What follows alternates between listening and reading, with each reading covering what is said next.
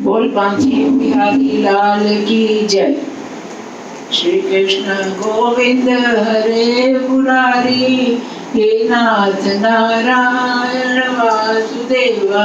श्री कृष्ण गोविंद हरे मुरारी, हे नाथ नारायण वासुदेवा। हे नाथ नारायण वासुदेवा, हे नाथ नारायण वासुदेवा। बोल विष्णु भगवान की जय, रोज बृहस्पति देवता की जय। आज हम बृहस्पतिवार की कथा करेंगे। दो छोटी छोटी कथाएं हैं जो कि वीरवार को पढ़नी चाहिए, और एक बहुत प्राचीन कथा है, उसका अलग से बोलेंगे। पहले ये छोटी छोटी दो कथाएं करेंगे। किसी गांव में एक साहूकार रहता था, जिसके घर में अन्न वस्त्र धन किसी चीज की कमी नहीं थी, परंतु उसकी स्त्री बड़ी कंजूस थी। किसी भी भिक्षा मांगने वाले को कभी दाम नहीं देती थी, कुछ भी नहीं देती थी। सारा दिन घर के कामकाज में लगी रहती। एक समय बृहस्पति देवता साधु का रूप बना के उसके द्वार पर आए और भिक्षा मांगी। उस स्त्री उस समय घर के आंगन को लीप रही थी। इस कारण साधु महाराज से कहने लगी, महाराज इस समय तो मैं घर लीप रही हूँ, मेरे पास समय नहीं है, आप फिर आना, आपको मैं इस समय तो कुछ नहीं दे सकती। फिर किसी अवकाश के समय आना। साधु महात्मा खाली हाथ चले गए और कुछ दिन के पश्चात वे फिर आए। जैसे ही वो आए उसी तरह भिक्षा मांगी। साहूकार ने अपने लड़के को खाना खिला रही थी। उसने कहा, अभी तो मेरा हाथ खाली नहीं है, मैं बच्चे को खाना खिला रही हूँ, मेरे पास अवकाश नहीं है, इसलिए आपको भिक्षा नहीं दे सकती, आप फिर कभी आना। तीसरी बार जब महाराज जी आए तो वो कुछ भी नहीं कर रही थी। उसने ऐसे ही उनको टालना चाहा तो साधु महाराज बोलने लगे, यदि तुम्हारे पास बिल्कुल अवकाश हो जाए, कुछ भी काम करने को नहीं रहे, तो क्या तुम मेरे को तो भिक्षा दिया करोगी? उसने बोला, हाँ, आप मेरे को ये बताइए कि क्या ऐसा हो सकता है क्या? उसने कहा, हाँ बिल्कुल हो सकता है, मुझको भिक्षा, तब मुझको भिक्षा दोगी तब पहले ये बताओ। कहती, हाँ दूंगी। साहूकार कहने लगी, हाँ महाराज, यदि ऐसा हो जाए तो आपकी बड़ी कृपा होगी। साधु बोले, कहने लगे, अच्छा एक उपाय बताता हूँ, तुम बृहस्पति को दिन चढ़ने पर उठो, सारे घर का झाड़ू लगा के कूड़ा एक कोने में इकट्ठा कर दो, घर में चौका आदि मत लगाओ, फिर स्नान आदि करके घर वालों को कह दो उस दिन वे हजामत अवश्य बनवाएं। रसोई बनाकर चूल्हे के पीछे रख दो, सामने मत रखो। सायंकाल को अंधेरा होने के बाद ही दीपक जलाओ, संध्या के समय दिया मत जलाओ। तथा बृहस्पति वाले दिन पीले वस्त्र धारण मत करो, ना पीले रंग की चीजों को खाओ। ऐसा करोगी तो तुम्हारे घर में तुमको कोई भी काम नहीं करना पड़ेगा, तुम्हारे को बहुत अवकाश मिल जाएगा। तो ऐसा ही करती है, यदि ऐसा करोगी तो तुमको घर का कोई काम नहीं करना पड़ेगा। साहूकार ने ऐसा ही किया। बृहस्पति के दिन चढ़ उठी, झाड़ू लगाकर कूड़े को घर में जमा कर दिया। पुरुषों ने हजामत मनाई, भोजन बनवाकर चूल्हे के पीछे रख दिया। वह सब बृहस्पतिवारों को ऐसे ही करती रही। अब कुछ काल के बाद उसके घर में खाने को दाना भी नहीं रहा। इतनी बेबरकती हो गई कि सब कुछ खत्म हो गया घर में। थोड़े दिनों के बाद महात्मा जी आए और भिक्षा मांगी, परंतु सेठानी ने कहा, मेरे घर में तो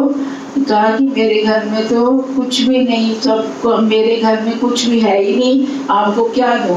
महाराज ने कहा, जब तुम्हारे घर में सब कुछ था तब भी तुम कुछ नहीं देती थी, अब तुम्हारे पास अवकाश ही अवकाश, तूने मांगा था अवकाश ही अवकाश है, तो अब तब भी तुम कुछ नहीं देती, तब अब पूरा अवकाश है तब भी कुछ नहीं दे रही, तुम चाहती क्या हो? ये बताओ, तुमको क्या चाहिए? अवकाश चाहिए तो पहले नहीं धन था तो कहते थे अवकाश नहीं है, अब अवकाश ही अवकाश, आप कहते धन नहीं है। तो तब सेठानी ने हाथ जोड़कर प्रार्थना करते हुए महाराज से कहा, कोई ऐसा उपाय बताइए जैसे पहले धन धान्य था वैसा ही हो जाए। मैं आपसे वादा करती हूँ, आप जैसा कहेंगे मैं वैसा करूँगी, कृपा करके सब वैसा कर दीजिए जैसे पहले था। तब महात्मा जी ने कहा, बृहस्पतिवार को प्रातः काल उठकर स्नान आदि से निवृत्त होकर घर को गोबर से लीपो और घर के पूरे सजावट न बनवाएं। बनवाए, भूखों को अन्न जल दिया करो, अपने हाथ से दान दिया करो, ठीक सायंकाल दीपक जलाओ। यदि ऐसा करोगी तो तुम्हारी सब मनोकामनाएं पूरी हो जाएंगी और बृहस्पति जी की कृपा पूर्ण होगी। सेठानी ने ऐसा ही किया और उसके घर में धन धान्य वैसा ही हो गया जैसा कि पहले था। इस प्रकार भगवान बृहस्पति जी की कृपा से अनेक प्रकार के सुख भोगकर दीर्घ काल तक जीवित रही और सुखी जीवन व्यतीत किया। और बृहस्पति देवता की जय। बृहस्पति देवता की दूसरी कथा। एक दिन इंद्र बड़े अहंकार से अपने सिंहासन पर बैठे थे और बहुत से देवता, ऋषि, गंधर्व, किन्नर आदि सभा में उपस्थित थे। जिस समय बृहस्पति जी वहां पर आए तो सब के सब उनके सम्मान में खड़े हो गए, परंतु इंद्र गर्व के कारण खड़ा न हुआ। यद्यपि वह सदैव आदर किया करता था, बृहस्पति जी अपना अनादर समझते हुए वहां से उठकर चले गए। तब इंद्र को बड़ा शोक हुआ कि देखो, मैंने गुरु जी का अनादर कर दिया, मुझसे बड़ी भूल हो गई। गुरु जी के आशीर्वाद से ही मुझको सब वैभव मिला था, उनके कारण ये सब नष्ट हो जाएगा, इसलिए उनके पास जाकर क्षमा मांगनी चाहिए, जिससे उनका क्रोध शांत हो जाए और मेरा कल्याण हो जाए। ऐसा विचार कर इंद्र उनके स्थान पर गए। जब बृहस्पति देवता ने अपने योग बल से जान लिया कि इंद्र मेरे से माफी मांगने आ रहा है, तो वो अपने घर से ही अंतर ध्यान हो गए। अब क्रोधवश उनसे भेंट करना उचित न समझकर ही वो अंतर ध्यान हुए। तब इंद्र ने बृहस्पति को घर पर ना देखा, तब निराश होकर लौट आए।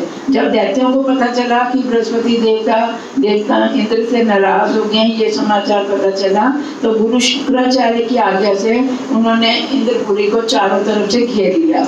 गुरु की कृपा न होने के कारण देवता हारने लगे और मार खाने लगे। तब उन्होंने ब्रह्मा जी से को विनय कर सब वृतांत सुनाया कि ऐसे ऐसे इंद्र ने बृहस्पति गुरु का निरादर किया और दैत्यों ने हम सबको हरा दिया है। तब सुनाया, तब कहा, महाराज दैत्यों से किसी प्रकार हमारी रक्षा कीजिए। तब ब्रह्मा जी कहने लगे कि तुमसे बड़ा अपराध हो गया, तुमने गुरु जी को क्रोधित कर दिया। तो अब तुम्हारा कल्याण इसी में है कि तुम त्वष्टा ब्राह्मण का पुत्र विश्वरूपा, जो बड़ा तपस्वी और ज्ञानी है, उसे अपना पुरोहित बनाओ और तो भी तुम्हारा कल्याण हो सकता है। ये वचन सुनते ही इंद्र त्वष्टा के पास गए और बड़े विनीत भाव से त्वष्टा से कहने लगे कि आप हमारे पुरोहित बनिए, जिससे हमारा कल्याण हो। तब त्वष्टा ने उत्तर दिया कि पुरोहित बनने से तपोबल घट जाता है, परंतु तुम बड़ी विनती लेके मेरे पास आए हो, इसलिए मेरा पुत्र विश्वरूपा पुरोहित बनकर तुम्हारी रक्षा करेगा।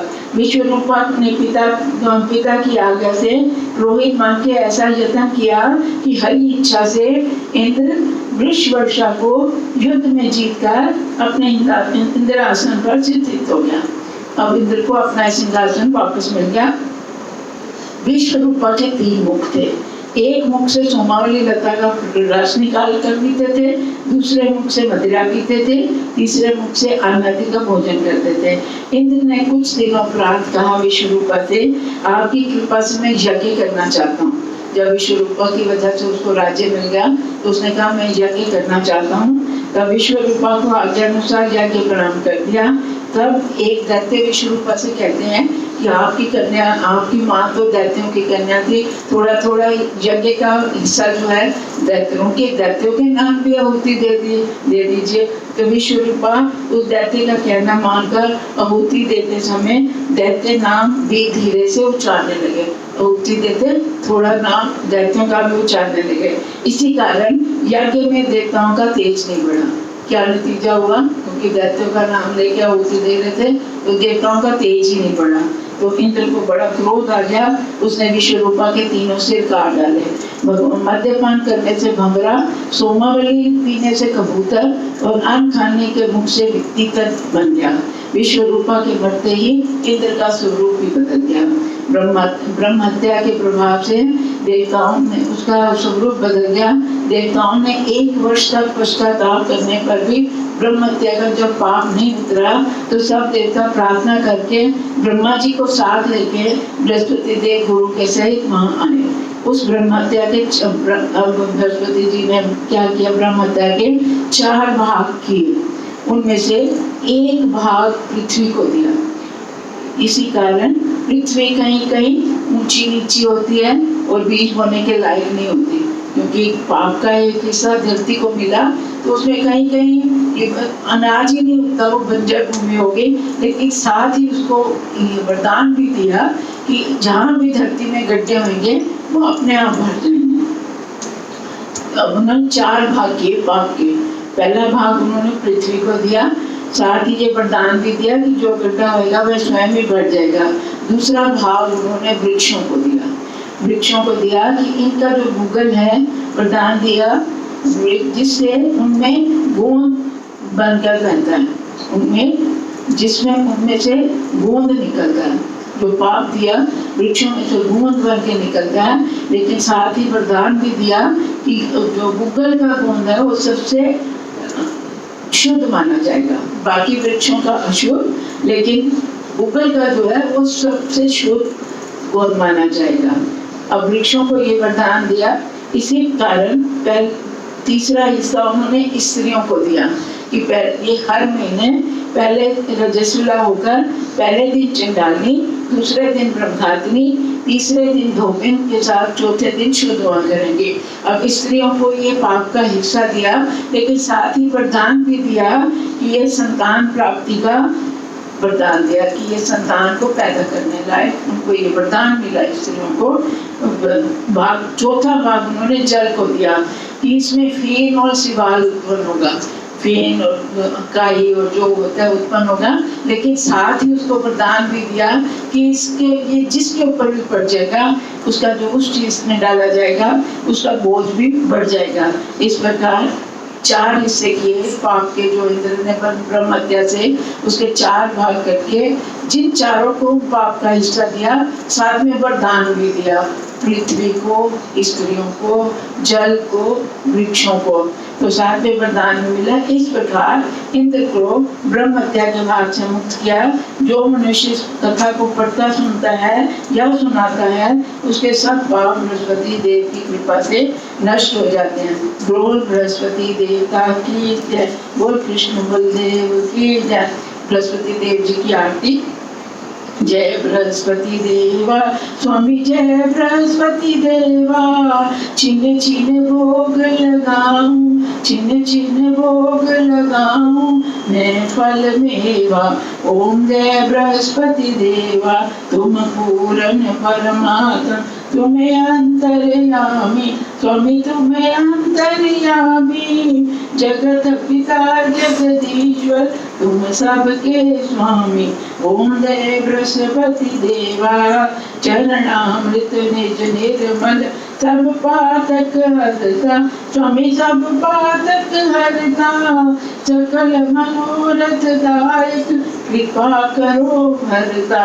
ओम जय बृहस्पति देवा, तन मन धन अर्पण कर, जो जन शरण पड़े स्वामी, जो जन शरण पड़े, प्रभु प्रगट तब होकर आकर द्वार खड़े। ओम जय बृहस्पति देवा, दीन दयाल दयानिधि, भक्त हितकारी स्वामी, भक्त हितकारी, पाप दोष सब हरता, पाप दोष सब हरता, भव बंधन हारी। ओम जय बृहस्पति देवा, सकल मनोरथ दायक, सब संशय हारी स्वामी, सब संशय हारी, विषय विकार मिटाओ संतन सुखकारी। ओम जय बृहस्पति देवा, जो कोई आरती तेरी प्रेम सहित गावे स्वामी, प्रेम सहित गावे, ज्येष्ठानंद आनंद कर, तो निश्चय फल पावे। ओम जय बृहस्पति देवा, ओम जय बृहस्पति देवा स्वामी, जय बृहस्पति देवा, छिन छिन भोग लगाऊं कदली फल मेवा। ओम जय बृहस्पति देवा, बोल बृहस्पति देव की जय। श्री कृष्ण गोविंद हरे मुरारी, हे नाथ नारायण वासुदेव।